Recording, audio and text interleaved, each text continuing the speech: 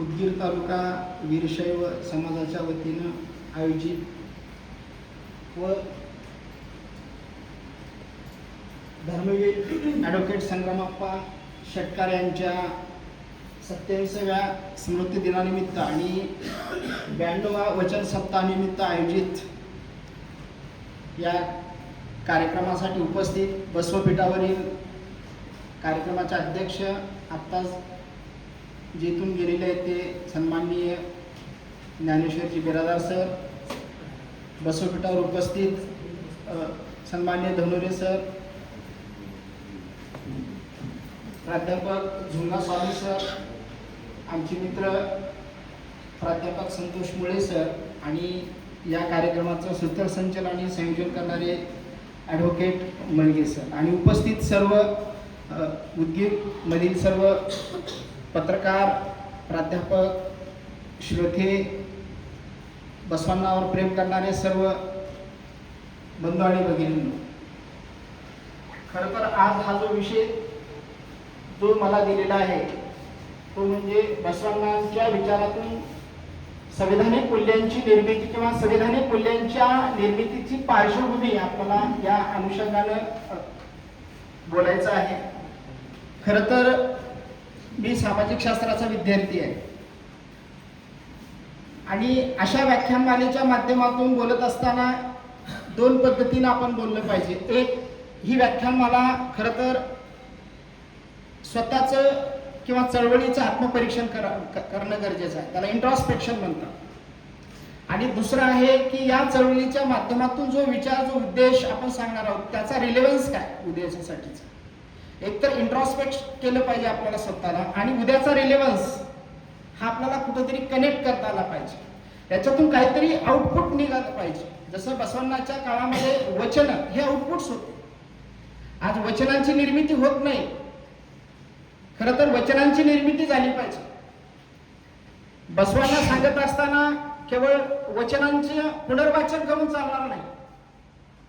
अलीकडे काय झालं, वचनांचं पुनर्वाचन चालू झालेलं आहे, वचनांची निर्मितीच होत नाही.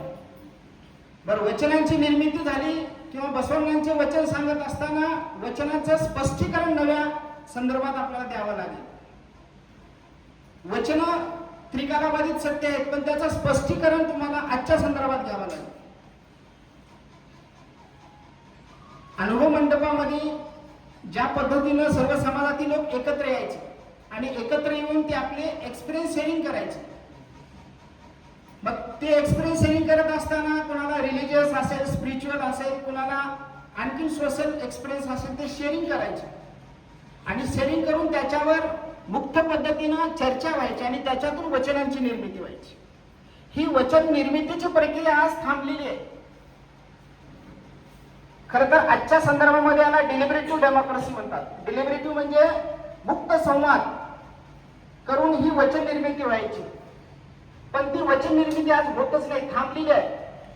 चळवळ थांबलेली नाही, परंतु चळवळीचा रिलेव्हन्स आपल्याला एका वेगळ्या पद्धतीनं पर्स्पेक्टिव्हनं आपल्याला सांगावं लागणार आहे. आणि ते सांगण्याचं काम ह्या पुरोगामी मंचाच्या वतीनं होतं, ही अत्यंत आनंदाची गोष्ट आहे. हे मंच अत्यंत पुरोगामी आहे. खरं तर आपल्याला बसवांना सांगत असताना बसवांना ओरिएंटेड लिंगायत आणि वीरशैविझम सांगता आला पाहिजे. अलीकडे काय आपण बसवांना ओरिएंटेड किंवा बसवांना सेंटर लिंगायत किंवा वीरशैविझम सांगतच नाही.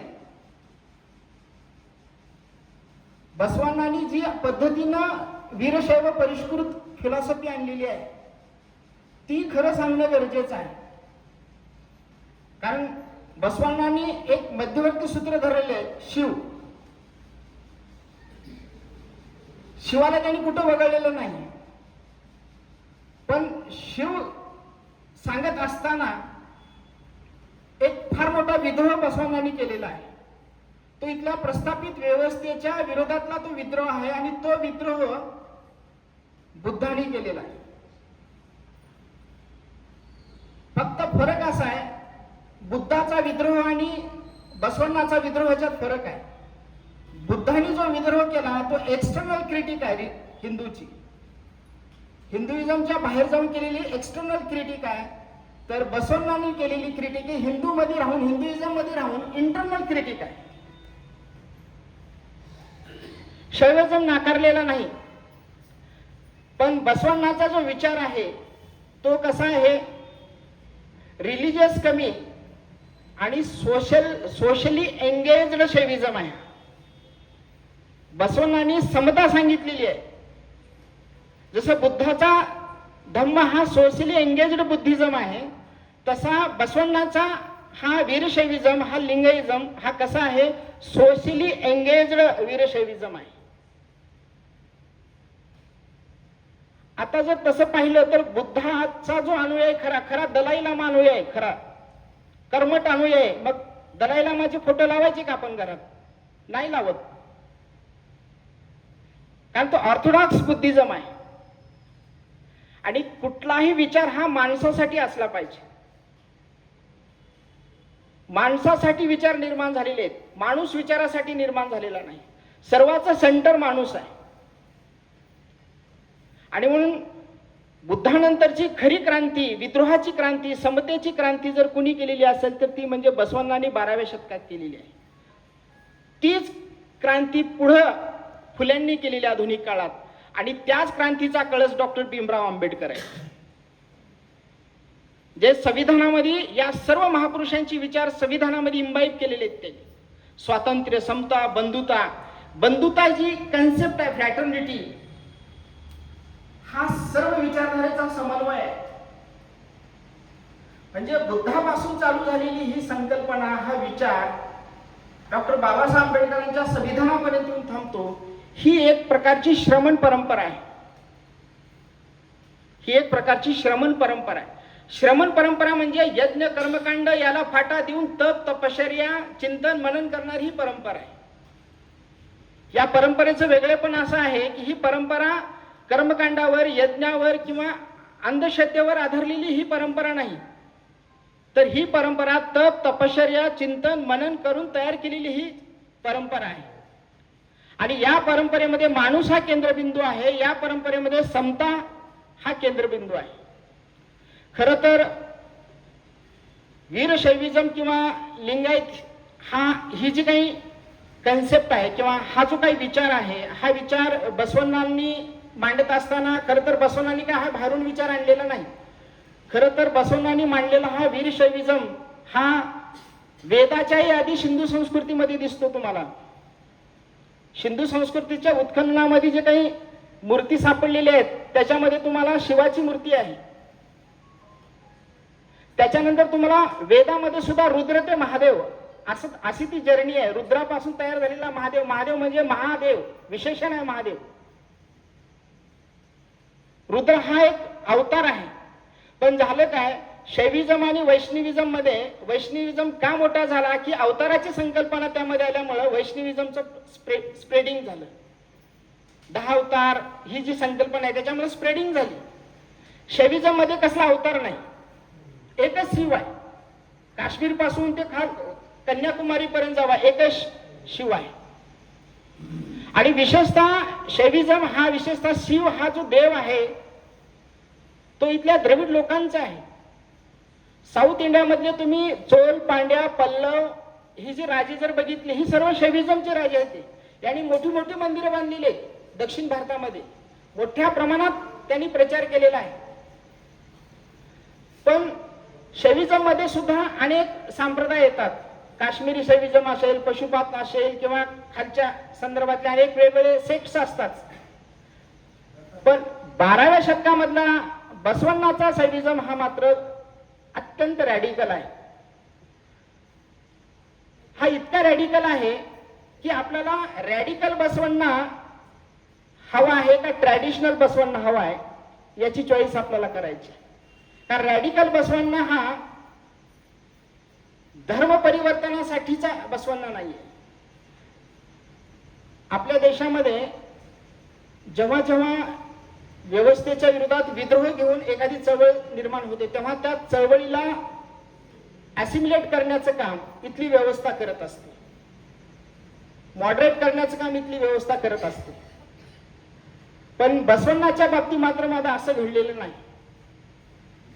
एखादी परिवर्तनवादी चळवळ धर्म, श्रद्धा, उपासना पद्धती इथपर्यंत जर ती वेगळी दिसत असेल तर इथली व्यवस्था त्याला फारसा त्रास देत नाही. धार्मिक श्रद्धेच्या पातळीवर, कर्मकांडाच्या पातळीवर किंवा आणखीन एखाद्या उपासनेच्या पातळीवर जर समजा ती काम करत असेल तर इथली प्रस्थापित व्यवस्था त्याला फारसा त्रास देत नाही. पण जेव्हा एखादी नवीन चळवळ धर्म सुधारणेसोबतच समाज सुधारणेकडे घुसते, मात्र मग इथं ऑब्जेक्शनेबल आहे. बसवण्णांची चळवळ धार्मिक सुधारणेतून सामाजिक सुधारणेमध्ये जेव्हा घुसते तेव्हा मात्र ऑब्जेक्शन घेतलं गेलं. धर्म सुधारणेमध्ये उपासना पद्धती वेगळी असेल, धर्म सुधारणेमध्ये श्रद्धेचा भाग वेगळा असेल, काही मतभेद असतील तत्वाच्या संदर्भातली, इथपर्यंत ही व्यवस्था तुम्हाला असिम्युलेट करते, समजून घेते. पण जेव्हा इथली व्यवस्था किंवा एखादा विचार धर्मव्यवस्थेकडून जेव्हा समाज व्यवस्था सुधारण्याची गोष्ट करतो तेव्हा मात्र इथल्या व्यवस्थेला चालत नाही. कारण इथली समाज व्यवस्था ही हायरार्कियल सोशल ऑर्डरची आहे.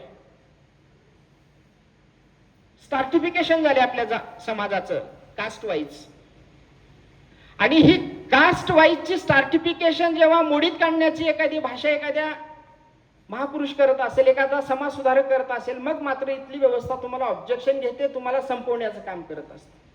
आणि बसवण्णाच्या बाबतीत ते झालेलं आहे. खर तर बसवण्णा ज्या 12व्या शतकात होते त्या काळामध्ये फारशी अशी प्रतिस्पर्धी विचारधारा बसवण्णाच्या आजूबाजूला नव्हती.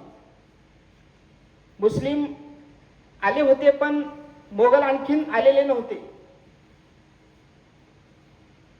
युरोपामध्ये मॉडर्नायझेशन हे 14व्या-15व्या शतकामधून चालू झालेलं आहे, पण आपल्याकडे भारतामध्ये आधी मॉडर्नायझेशन अगोदर आलेलं आहे. ते बुद्धापासून आलेलं मॉडर्नायझेशन आहे. आणि बसवण्णाला तत्कालीन कुठल्याही प्रतिस्पर्धी विचारधारेने त्रास दिला नाही. बसवण्णाला त्रास दिला राजकीय त्रास झालेला आहे. पॉलिटिकल पॅट्रोनेज जे भेटायला पाहिजे होतं बसवण्णाला ते भेटले गेलेलं नाही. आणि म्हणून बसवण्णा जेव्हा लोकांना समता सांगतात, बर्थ बेस डिस्क्रिमिनेशनचा विरोध करतात, जाती व्यवस्थेचा विरोध करतात, मग मात्र ते ऑब्जेक्शनेबल आहे. इव्हन मी असं म्हणेन की बसवण्णाने सांगितलेले इष्टलिंग किंवा दासोह किंवा कायकवे कैलास याच्याबद्दलही व्यवस्थेला आक्षेप नाही. पण जेव्हा बसवण्णा जन्म आधारित जो भेदभाव आहे, जाती आधारित जो भेदभाव आहे तो मुळीत काढण्याची जेव्हा भाषा बोलतात बसवण्णा, त्यावेळेस मात्र बसवण्णाला आक्षेप देण्यात आलेला आहे. कारण इथं समाज व्यवस्था बदलायची म्हणजे की समाज व्यवस्थेच्या सोबत असलेल्या इतर रचना सुद्धा बदलाव्या लागतात. मग विवाह पद्धत बदलावी लागते, मग पुरोहित बदलावा लागतो, पुन्हा दैवत बदलावी लागतात, समाजातले मान सन्मान बदलावे लागतात, किंवा काही कल्चरल जे काही बेनिफिट्स असतात ते सारे बदलावे लागतात. मग प्रस्थापितांनी उभी केलेली सारी ही व्यवस्था तुम्हाला बदलावी लागते. मग ही जी व्यवस्था बदलण्याची भाषा बसवण्णातून झाली तेव्हा मात्र बसवण्णा हे आक्षेपार्ह झाले. धार्मिक बाबतीत खरं तर बसवण्णाला कोणी विरोध केलाच नाही, सरळ सरळ आहे. पण बुद्ध बसवण्णा हे काय आहेत माहिती आहे तुम्हाला? हे कल्चरल अँटीटोड आहेत. कल्चरल अँटीटोड हे विषावरचा एक अँटीटोड असतो का नाही, इथल्या दूषित कल्चरला त्यांनी दिलेला तो अँटीटोड आहे. बुद्ध आणि बसवण्णा हे कल्चरल अँटीटोड आहेत. सापावर जसा उतारा विषाचा दिला जातो ना, तसा तो एक अँटीटोड आहे. हा बुद्ध आणि बसवण्णा हे अँटीटोड आहे. आणि म्हणून बसवण्णांनी मग आता असं म्हणायला पाहिजे की वीरशैव आणि लिंग आहेत, ही कन्सेप्ट काय आहे आणि शैविझम काय आहे? तर हे एक स्ट्रीम आहे. शैविझमच्या अनेक शाखा येतात, उपशाखा आहेत, त्या अंतर्गतची हे एक वेगळी स्ट्रीम आहे. पण बसवण्णाने ज्या पद्धतीनं हा वीरशैव किंवा शैविझम, खरं तर बसवण्णा हे वीरशैविझमचे फाउंडर आहेत का प्रमोटर आहेत का इनोव्हेटर आहेत, हा एक मुद्दा येतो की ते धर्म संस्थापक आहेत का धर्म प्रवर्तक आहेत.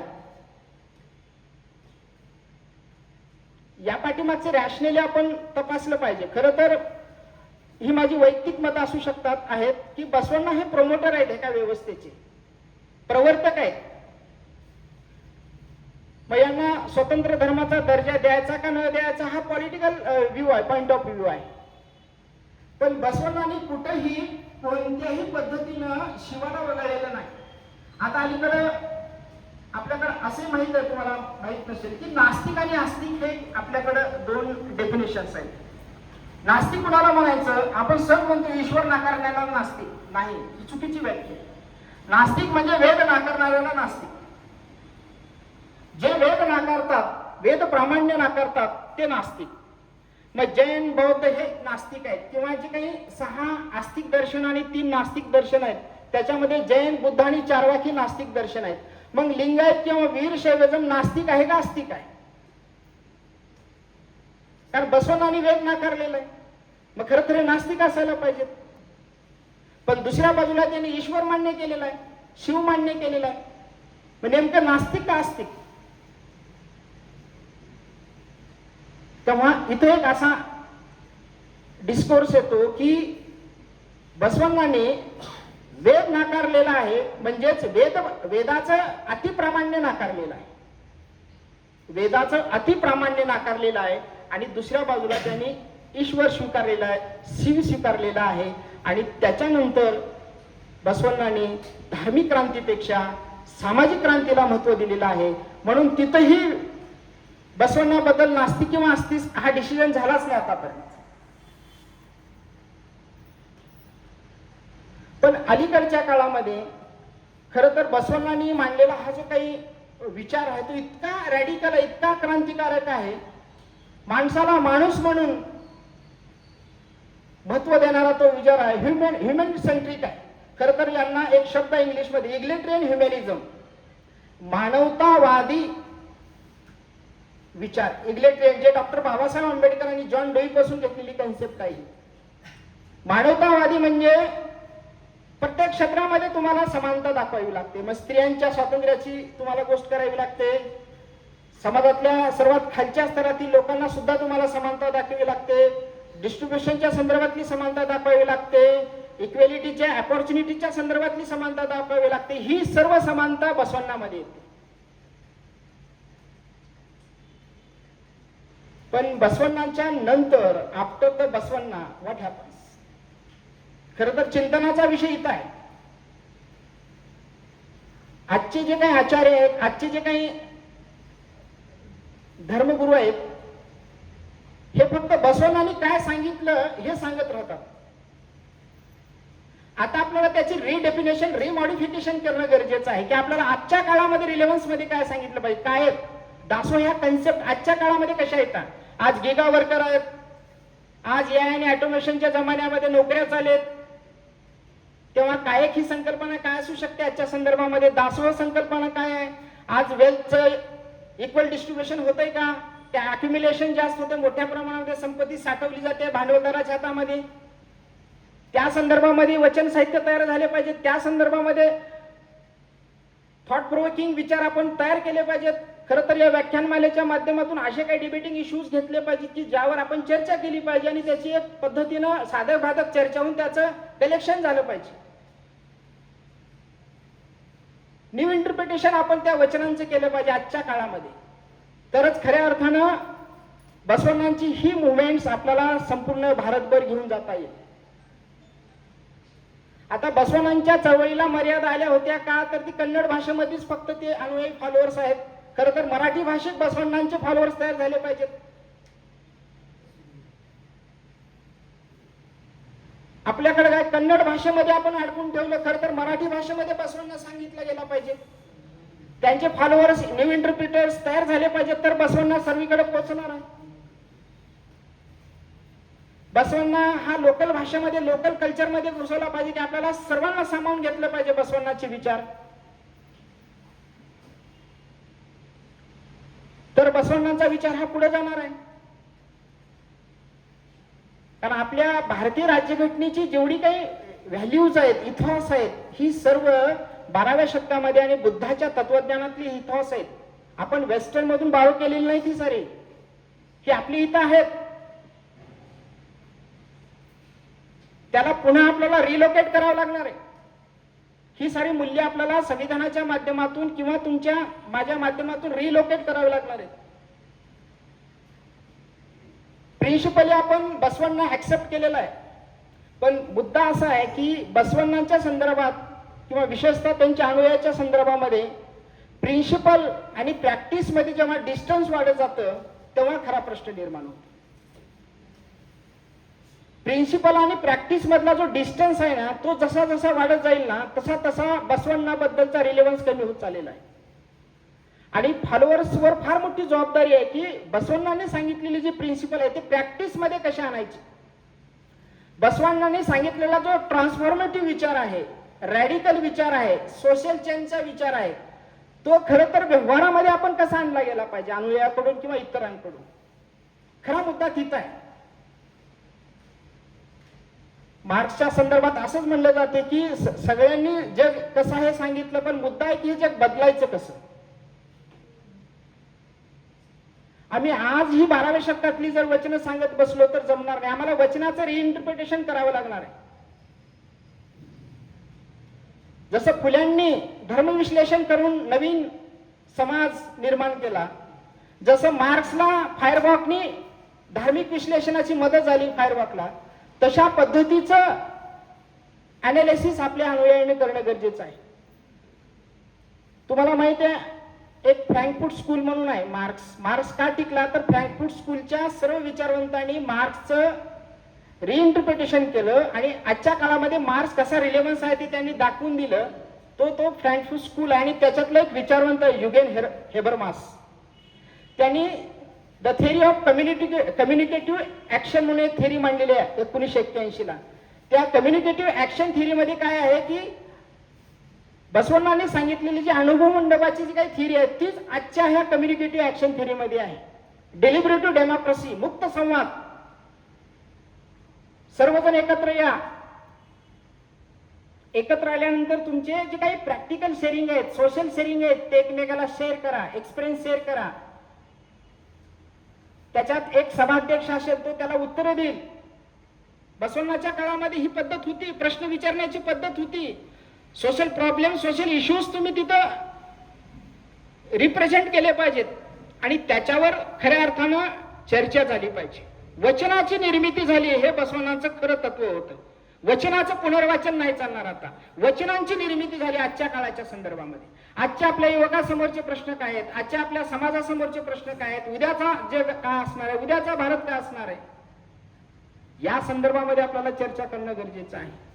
ही पोथी पुराण टाईप आपल्याला चालणार नाही आता इथून पुढे. आपल्याला जर समजा अस्तित्वात राहायचं असेल तर बसवण्णाला आपल्याला त्यांच्या वचनांच्या रिमॉडिफिकेशन केलं पाहिजे. काळाच्या संदर्भामध्ये त्यांचे इंटरप्रिटेशन केलं पाहिजे बसवण्णांचे. ते होणं ह्या व्याख्यानमालेचा खरा हेतू असला पाहिजे. आणि व्याख्यानमालेमध्ये सुद्धा विषय तसेच असले पाहिजेत.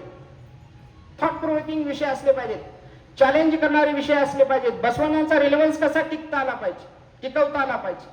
बसवण्णा जर समजा आज राहिले असते तर या विषयावर काय म्हणले असते, हायपोथेटिकल तुम्हाला स्टेटमेंट करावं लागेल की बसवण्णा जर आज राहिले असते तर या विषयावर बसवण्णांचं काय मत राहिलं असतं. हे खरं तर शरणार्थींनी चर्चा करायला पाहिजे. बसवण्णांनी त्या काळात काय म्हणलं आता याला रिलेव्हन्स राहणार नाही.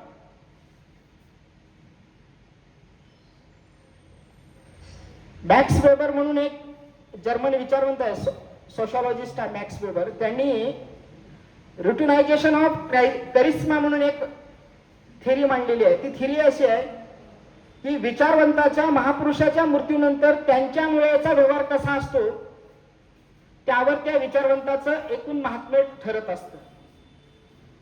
फॉलोअर्स, समजा फॉलोअर्सनी समजा बसवण्णाच्या विचाराऐवजी जर बसवण्णाच्या संस्थीकरण केलं तर काय होईल. बसवण्णाचा विचार पुढे न्यायला पाहिजे का बसवण्णाच्या विचाराचं संस्थीकरण केलं पाहिजे. बसवण्णाला कधीच अपेक्षित नव्हतं की माझा वीरशैविझम हा मठ केंद्रित असला पाहिजे, मंदिर केंद्रित असला पाहिजे. त्यांना कधीच अपेक्षित नव्हतं. पण फॉलोअर्सनी बसवण्णाचा विचार मठ केंद्रित केला गेला, मंदिर केंद्रित केला गेला. खरं तर बसवण्णांनी जी इष्टलिंगाची संकल्पना सांगितलेली आहे, भक्तीची संकल्पना सांगितलेली आहे, स्वतःमध्येच आहे. मंदिराला जायची गरज नाही, कर्मकांड सुद्धा करायची गरज नाही. अंतःकरण शुद्ध ठेवा, लोकांना सहकार्य करा, लोकांना मदत करा, तीच खरी शिवभक्ती आहे असं बसवण्णांनी सांगितलेलं आहे. पण आज आपण पंचस्थळ धर्म पर्यटन करतोय. आपण आजचे आपले काय व्यवहार आहेत, आज कीर्तन लावतोय आपण, आज आपण काय करतोय, सप्ताह ठेवतोय, पण विचार कुठे आहे? बसवण्णाचा विचार त्यात येत नाही. आपण धर्म पर्यटन धार्मिक अंगाने आपण बसवण्णा सांगतोय, पण सामाजिक अंगाने बसवण्णा सांगितला पाहिजे. पुन्हा इथली व्यवस्था इतकी खतरनाक आहे की तुम्हाला असिमिलेट करते, सामावून घेते. बरोबर तिथल्या साऱ्या प्रथा इकडे येतात. मग जातीच्या प्रथा येतात, विवाहाच्या प्रथा येतात, कर्मकांडाच्या प्रथा येतात, श्रद्धेच्या प्रथा येतात. मग तुमच्यात आणि त्यांच्यात जो फरक बसवण्णांनी निर्माण केला तो फरकच दिसत नाही. आता मी असं म्हणालो की मी जन्मानं लिंगायत आहे का दीक्षेनं लिंगायत आहे? मी लिंगायत कसा होईल? जन्माने लिंगायत व्हायचं का दीक्षेने लिंगायत व्हायचं? ठीक आहे, दीक्षा घेत असताना लिंग धारणा आणि लिंग दीक्षा हा दोन कन्सेप्ट वेगवेगळे आहेत. लिंग धारणेमध्ये झाल्यानंतर लगेच ती लिंग दीक्षा दिली जाते, लिंग धारणा दिली जाते मुलांना. ठीक आहे, आपण त्याला डोमेस्टिक रिच्युअल्स म्हणूया, एक धार्मिक संस्कार, कौटुंबिक संस्कार म्हणून आपण त्याला देतोय आपण. बर, जेव्हा मी लिंग दीक्षाने तुमची दीक्षा घेतोय तेव्हा लिंगायत धर्मामध्ये आल्यानंतर मला पुढचं काय, कुठं सामावून घेणार आहे? घेण्याची व्यवस्था आहे, पण तसं मन असलं पाहिजे. व्यवस्था नाही असं नाही. एकदा तुम्ही आचरणानं शिवभक्त झालात की तुम्ही विषय संपला. तुमची मागची जात कुठल्याही देणगेण नाही. आचरणानं, आचरण खूप महत्वाचं आहे. मग मी आचरणानं शिवभक्त झाले तर मग माझ्या पुढच्या साऱ्या गोष्टी झाल्या पाहिजेत, विवाह झाला पाहिजे, सारं झालं पाहिजे. मग हे ऍक्सेप्टन्स, सोशल ऍक्सेप्टन्स खूप महत्वाचं आहे. धार्मिक अंगाने बसवण्णा जर सांगितला तर इथल्या व्यवस्थेला तेच पाहिजे की जे तुम्ही धार्मिक अंगाने बसवण्णा सांगत आहात. मठ केंद्रित बसवण्णा नाही अपेक्षित. अहो तुम्ही स्वतःच शिवभक्तात, इष्टलिंग तुमच्या जवळच आहे, कुठं जायची गरज नाही तुम्हाला. ही सोशल रिव्हिलेशन, ही रॅडिकल मटेरियलिझम बसवण्णांनी सांगितलेलं आहे. इथली व्यवस्था आणखी फार चतुर आहे. जसं पाश्चिमात्य देशामध्ये धर्मयुद्ध झालेत बघा, 30-30 वर्ष धर्मयुद्ध चालले, 40-40 वर्ष धर्मयुद्ध चालले. भारतात एकतर धर्मयुद्ध झाले का सांगा बरं? का बरं व्हायला नको आहे धर्मयुद्ध? व्हायला पाहिजे ना. तुम्ही युरोपमध्ये जावा, 30-30 वर्ष धर्मयुद्ध चालले, प्रोटेस्टंट वर्सेस ख्रिश्चन. पण भारतामध्ये एवढे सेक्ट्स, क्रीड्स असताना, संप्रदाय, उपसंप्रदाय, समाज असताना सुद्धा इथं धर्मयुद्ध एकही झालं नाही. कारण हिंदू हे एक अम्ब्रेला टर्म आहे. हिंदू कधीच एकत्रित अशी सेंट्रलाइज्ड व्यवस्था नव्हती. असे अनेक प्रवाह हिंदू व्यवस्थेत आलेले आहेत. खरं तर आपल्याला हिंदू ही टर्म इतकी ब्रॉड आहे की हिंदू या टर्म मुळे इथं कुणालाही विद्रोह, बंडखोरी करताच आली नाही. जी बुद्धाने आणि जैन संप्रदायाला आणि बसवानांना जे शक्य झालं ते बाकीच्यांना शक्य झालं नाही. ही तुम्हाला ऍक्सेप्ट करत असते, मॉडिफाय करून घेत असते तुम्हाला. म्हणून इथं धर्मयुद्ध झाले नाहीत, धार्मिक क्रांत्या झाल्या नाहीत जशा युरोपामध्ये झाल्या. पण तरी पण सायलेंट रिव्हिलेशन या विद्रोही परंपरेने केलेली आहे. आणि ही सायलेंट रिव्हिलेशन आपल्याला आणखीन पुढे कसं नेता येईल ते बघावं लागणार आहे. खरं तर आज असा प्रश्न निर्माण होतो की धर्माची गरजच आहे का आज माणसाला? सांगा. कारण सारे धर्म हे विज्ञानाच्या अस्तित्वापूर्वी तयार झालेले धर्म आहेत. विज्ञान आधी आलं कधी? 14व्या-15व्या शतकामध्ये. युरोपातलं जे काही एनलाइटमेंट आहे, रेनेसायन्स आहे किंवा रिफॉर्मेशन आहे, हे 15व्या-16व्या शतकामध्ये विज्ञान आलं. हे धर्म सारे त्या अगोदरचे आहेत. त्या काळामध्ये ठीक आहे, धर्माची गरज होती माणसावर कंट्रोल करण्यासाठी. पण आजच्या ह्या विज्ञान, तंत्रज्ञान यायच्या जमान्यामध्ये धर्माची गरजच आहे का? सांगा. का धर्माला सबस्टिट्यूट असे अनेक सोर्सेस आज आलेले आहेत. आज संविधान आहे, माणसाचं बरंच व्यवहार कंट्रोल करण्यासाठी कायदे आलेले आहेत. सिव्हिल सोसायटी नावाची कन्सेप्ट आलेली आहे. बऱ्याच गोष्टी सिव्हिल सोसायटी तुम्हाला कंट्रोल करते, डिसिप्लिन तुम्हाला लावते, दंड आहे, आज अनेक कायदे आहेत. मग धर्माची गरज किती आहे? मग तुम्हाला आता एक नवीन कॅटेगरी SP येणार आहे, स्पिरिच्युअल बट नॉट रिलिजियस. आता ट्रेंड तो सुरू झालेला आहे. I am spiritual but not religious. मी आध्यात्मिक आहे पण धार्मिक नाही. आज लोक धर्म सांगायला टाळतात, पण अध्यात्मिक धर्मातलं जी स्पिरिच्युअलिटी आहे ते मात्र ते पाळतात. योगा हे त्यातूनच आलेलं आहे, स्पिरिच्युअलिटी. कारण धर्माची रिलेव्हन्स आजच्या काळामध्ये कमी कमी होत चाललेली आहे. कारण आधुनिक समाज, सिव्हिल सोसायटी, विज्ञान तंत्रज्ञान यामुळं आज धर्माची पूर्वी जेवढी गरज होती तेवढी गरज आज राहिली नाही आजच्या आधुनिक समाजामध्ये. तरी पण भारताच्या संदर्भात विचार करत असताना आपण फार श्रद्धाळू माणसे आहोत. धर्माची गरज कुठे ना कुठे राहतेच. माणूस तेवढा इंटेलेक्च्युअल नसतो, त्याला इमोशनलची गरज असते. माणूस जरी रॅशनल थिंकिंग करत असला, इंटेलेक्च्युअल जरी असला, तरी त्याला कुठे ना कुठे इमोशनलची गरज असते. आणि ती इमोशनल जे काही गॅप आहे ते भरून काढण्यासाठी धर्म लागतो. पण धर्माकडे आपण डोळसपणानं पाहिला पाहिजे. रिच्युअल्स आणि सायंटिफिक रिच्युअल्स जर आपण करत बसलो तर मात्र मग आपण एकतर धर्मालाही बदनाम करतो आणि स्वतःही बदनाम आणि स्वतःचंही नुकसान करून घेतो. बसवणाने स्वच्छ सांगितलेलं आहे, जात, जन्म आधारित जात आणि त्या जातीवर आधारित सारे व्यवहार तुम्ही जोपर्यंत